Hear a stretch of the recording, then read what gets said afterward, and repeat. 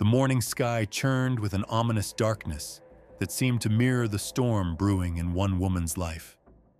Crystal McDowell had no idea that August 25, 2017 would be the last day anyone would see her alive, as Hurricane Harvey barreled toward the Texas coast. Crystal made a decision that would change everything. She left her home that Friday morning, walking into what would become one of the most baffling disappearances in recent memory. This isn't just another missing person case. This is a story where nature's fury collided with human deception, where floodwaters would wash away evidence and complicate an investigation that already had more twists than anyone could imagine. By the time the storm passed, investigators would realize they weren't just fighting against time and weather. They were up against a killer who thought the perfect storm would be the perfect cover. What you're about to hear is the complete story of Crystal McDowell's disappearance, a case that would expose the dark secrets lurking beneath the surface of what appeared to be an ordinary life. 3 men would emerge as suspects. One would ultimately face justice, but the path to that courtroom would be anything but straightforward. Crystal McDowell was the kind of person who lit up every room she entered. Those who knew her described a woman with an infectious spirit, someone who knew exactly what she wanted from life and wasn't afraid to go after it.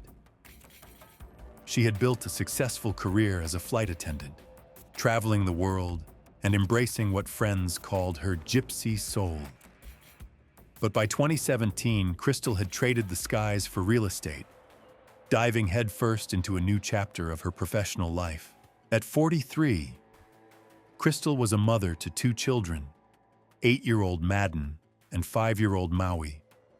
She was also navigating the complexities of post-divorce life. Her marriage to Steve McDowell had officially ended just months earlier in June 2017 after 10 years together. What many described as an amicable split had left Crystal in an unusual living arrangement. She was staying in the master bedroom of the house she had helped Steve purchase, while he had moved upstairs to a different room. It was temporary, they said, just until Crystal's townhouse renovation was complete. But beneath this seemingly peaceful coexistence, there were undercurrents that few people fully understood. Crystal had recently begun dating Paul Hargrave, a local jewelry store owner. Their relationship was still new, just a few weeks old, but Crystal seemed genuinely happy. So happy, in fact, that she had posted on social media just days before her disappearance, declaring she had never been happier in her entire life. The timing of Crystal's vanishing couldn't have been worse. Hurricane Harvey was bearing down on the Texas Gulf Coast with unprecedented fury. Weather forecasters were predicting catastrophic flooding, and residents across the region were making final preparations for what would become one of the most devastating natural disasters in American history. Grocery store shelves had been stripped bare. Gas stations were running dry. Everyone who could leave had already evacuated. Crystal, however, had chosen to stay. She had responsibilities, people who depended on her. As a newly licensed real estate agent, she had clients to consider. As a mother, she had children to protect. The storm was supposed to last several days, and Crystal wanted to make sure her family was safe and prepared. That Friday morning started like any other. Crystal sent text messages to Paul, her new boyfriend. They exchanged their usual good morning pleasantries, making plans for when the storm passed. But as the hours ticked by, something changed. Paul replied to Crystal's messages, but she never responded back. At first, he assumed she was simply busy preparing for the hurricane. Everyone was scrambling to secure their homes and gather supplies, but Crystal's silence was completely out of character. She was the type of person who stayed in constant communication with the people she cared about. Her Uncle Jeff, who had raised her after her parents died when she was just 11 years old. received messages from Crystal every single morning. She would check in throughout the day, sharing updates about her life, her work, her children. Jeff described his niece as one of the most responsible people he had ever known. Crystal never lost contact with her family. As Friday turned into Saturday, concern began to mount. The storm had arrived with a vengeance, dumping unprecedented amounts of rain across southeast Texas. Baytown, where Crystal lived, was taking a direct hit. Streets were flooding, power lines were down, and communication was becoming increasingly difficult. But even accounting for the chaos of the hurricane, Crystal's complete radio silence was alarming. Steve McDowell, Crystal's ex-husband, told family members that Crystal was supposed to have arrived at their house on Friday morning. He claimed she had sent him a text message at 7:01 that morning, saying she was on her way and asking if he had water. The message suggested she might stay with him and the children since it looked like the storm would be severe. But according to Steve, Crystal never showed up. Uncle Jeff became increasingly worried as Saturday stretched into Sunday with no word from Crystal. He began reaching out to relatives and friends, trying to piece together Crystal's last known movements. That's when he learned something that made his blood run cold. Multiple people told him the same thing, they just knew something wasn't right. Crystal would never disappear without explanation, especially not when her children needed her. The timing was catastrophic from an investigative standpoint. Hurricane Harvey was wreaking havoc across the entire region. Sheriff's deputies were dealing with their own flooded homes while simultaneously trying to coordinate rescue operations. Some investigators had lost everything they owned to the storm, yet they still showed up for work every single day, determined to find Crystal McDowell. District Attorney Cheryl Leak would later describe the challenges they faced. The flooding was so severe that normal investigative procedures became nearly impossible. Crime scene labs were underwater, evidence collection was compromised, transportation was limited. But despite these overwhelming obstacles, law enforcement remained committed to finding Crystal.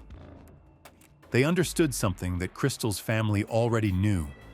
Mothers don't just disappear, especially not during natural disasters when their children need them most. As the floodwaters began to recede, investigators started to piece together a timeline of Crystal's final days. What they discovered painted a picture of a woman who was genuinely excited about her future. She had been making plans with Paul to travel to Europe. She had invited him to join her family on an upcoming cruise. Though there was one complication, her ex-husband Steve was also supposed to be on that cruise. This detail would prove to be more significant than anyone initially realized. Paul had expressed concern about the awkwardness of joining a family vacation that included Crystal's ex-husband. He had asked Crystal if Steve could perhaps skip the trip.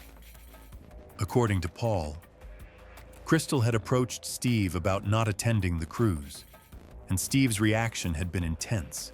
He was visibly upset about being excluded from what he had apparently viewed as an opportunity to reconcile with Crystal. The investigation was further complicated by Crystal's extensive social circle.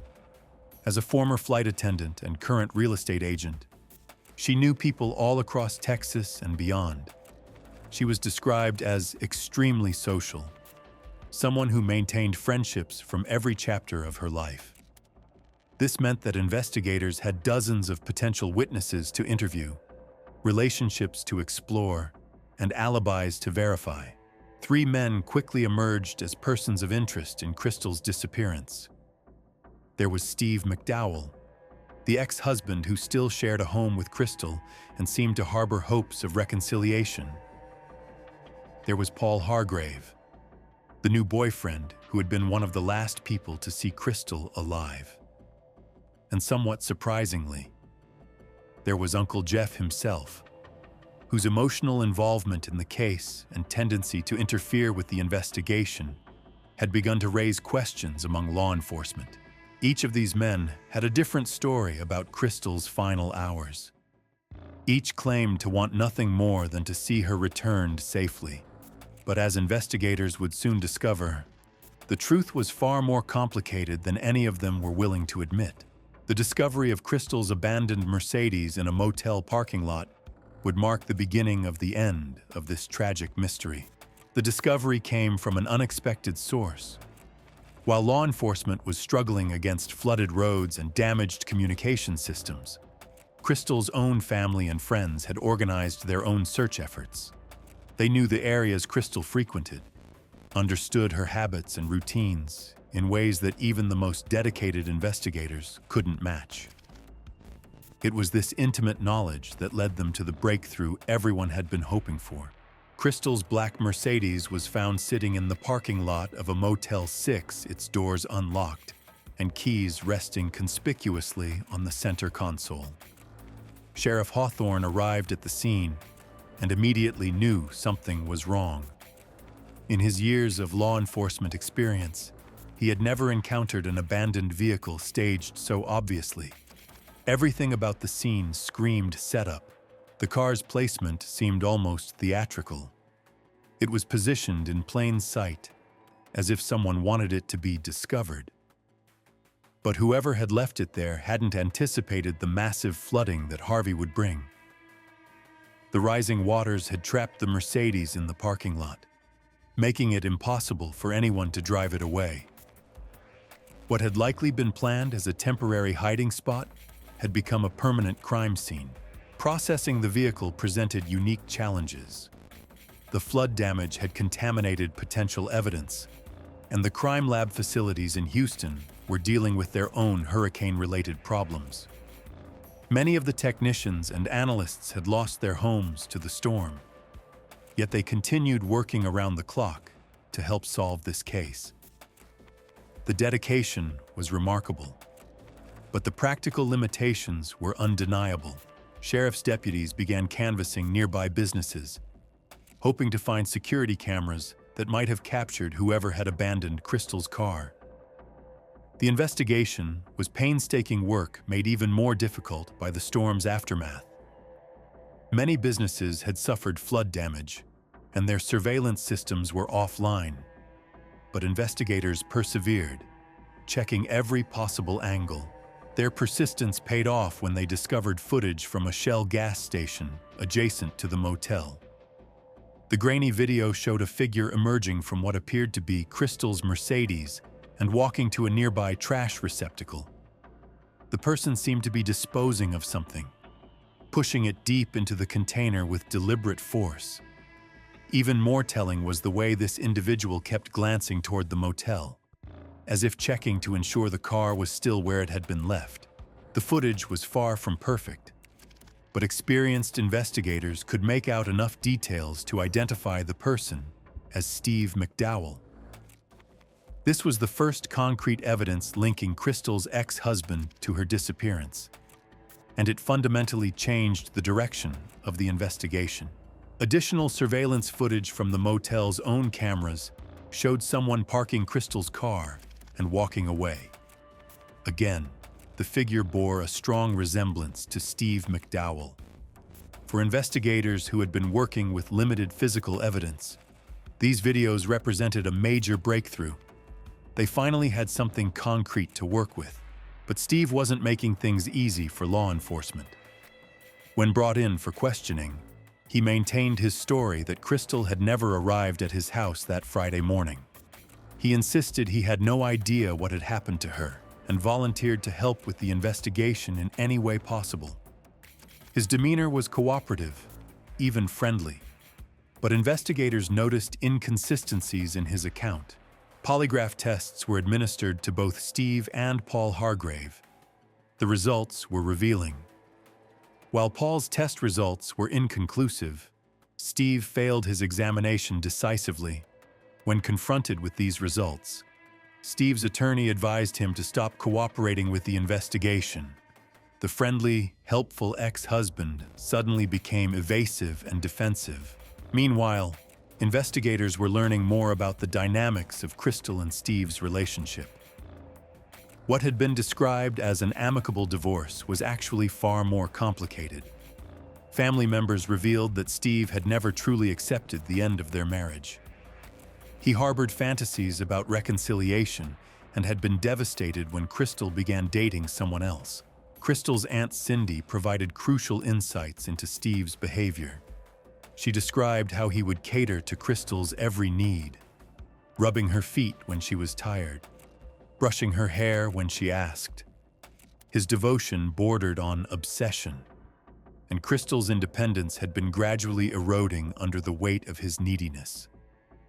When Crystal finally decided to end their marriage, Steve's world had collapsed. The upcoming family cruise had taken on enormous significance in Steve's mind. He had apparently purchased matching white outfits for himself and Crystal, planning to propose to her during the trip. In his fantasy, they would remarry and start fresh. When Crystal uninvited him from the cruise to make room for her new boyfriend, it shattered his delusions about their future together. Financial pressures were also mounting in Steve's life. Crystal had been his primary source of financial support, and she had recently decided to cut him off. Friends described how Steve had been spending money recklessly, making purchases he couldn't afford, while Crystal covered his expenses. When she finally said she couldn't continue supporting his lifestyle, Steve faced the loss of not just his ex-wife, but his entire way of life. The investigation took another crucial turn when deputies discovered additional surveillance footage from a nearby Walmart. This video showed Steve purchasing a bicycle on the day Crystal disappeared. The timing was significant because it provided a potential explanation for how Steve had gotten home after abandoning Crystal's car at the motel. The bicycle purchase occurred after Crystal's Mercedes had been spotted at the motel, suggesting premeditation rather than a spontaneous act. Investigators were building a compelling circumstantial case, but they still lacked the direct evidence needed to make an arrest. Steve seemed to understand this, growing more confident and arrogant with each passing day. He would arrive at the sheriff's office for questioning and sit for hours, calmly denying any involvement in Crystal's disappearance. His attitude suggested he believed he was untouchable. The psychological pressure was mounting on all sides. District Attorney Cheryl Leak knew Steve was guilty, but struggled with the knowledge that knowing something and proving it in court were two very different challenges. The case was consuming enormous resources, and the community was demanding answers. Meanwhile, Steve retained custody of his and Crystal's two young children, a situation that made everyone uncomfortable. The breakthrough came when investigators realized they needed to apply different pressure to Steve. Rather than continuing to focus solely on gathering evidence, they decided to remove the children from his care. Working with Family Protective Services, they arranged for Madden and Maui to be placed with Crystal's Aunt Cindy.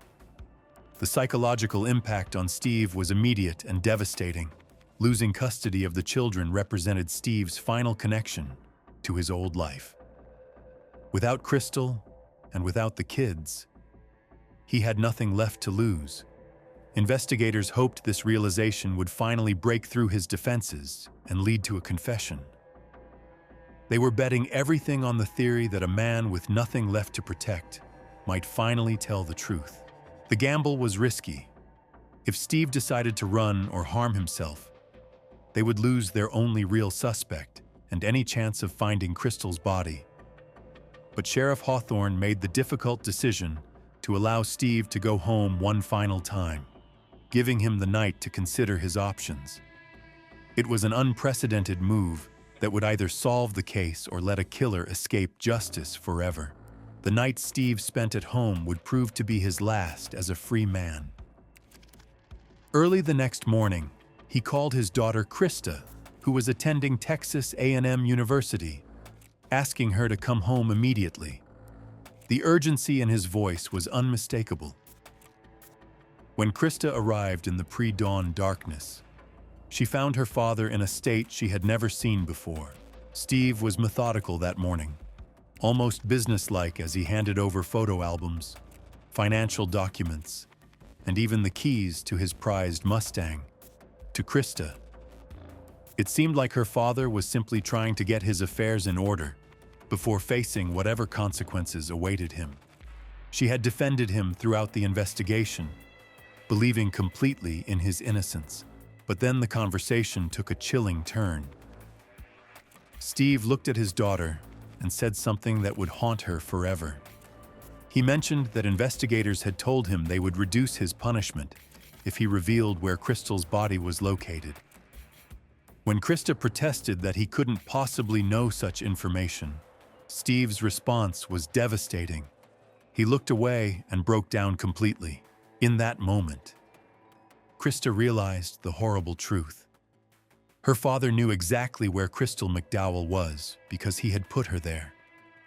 The man she had defended, the father she had loved and trusted, was a killer. When police arrived to take Steve into custody, Krista collapsed to her knees and wept. At the sheriff's office, Steve finally began to talk. The confession came slowly, painfully, but it came nonetheless.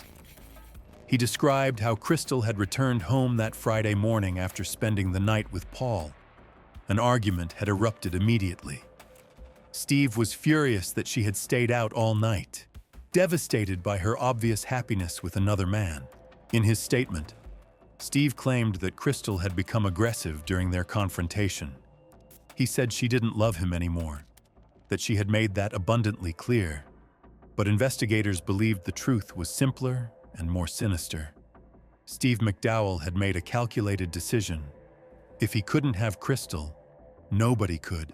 The details Steve provided were horrific. He described strangling Crystal from behind, catching her completely off guard.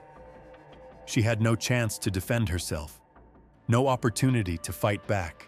After killing the mother of his children, Steve had methodically disposed of her body, wrapping it in trash bags before driving to a remote wooded area. Steve led investigators to the location where he had dumped Crystal's remains. The site was densely wooded and difficult to access, chosen specifically because Steve believed it would never be discovered. Recovery efforts were complicated by the thick vegetation and the decomposition that had occurred during the weeks since Crystal's murder. When Crystal's body was finally recovered, the case officially became a homicide prosecution. Steve McDowell was arrested and charged with murder, ending months of speculation and bringing some measure of closure to Crystal's devastated family. The trial that followed would reveal the full extent of Steve's deception and obsession. Despite his confession, he attempted to claim that Crystal's death had been accidental, the result of what he described as a spontaneous embrace that had gotten out of control. The jury didn't believe him. After 5 days of testimony and evidence, it took the jury less than 4 hours to reach their verdict. Steve McDowell was found guilty of murder and sentenced to 50 years in prison. He will be eligible for parole in 2042 when he is in his 70s. The tragedy extended far beyond Crystal's death. 2 young children had lost both parents, their mother to murder, their father to prison. 8-year-old Madden and 5-year-old Maui would grow up knowing the devastating truth about how their family had been destroyed. Crystal McDowell's story serves as a stark reminder that domestic violence can lurk behind the facade of even the most seemingly normal relationships. Her death occurred during one of the most catastrophic natural disasters in American history. But the real storm had been brewing in her own home for years. Hurricane Harvey eventually passed, leaving behind billions of dollars in damage and forever changing the Texas Gulf Coast.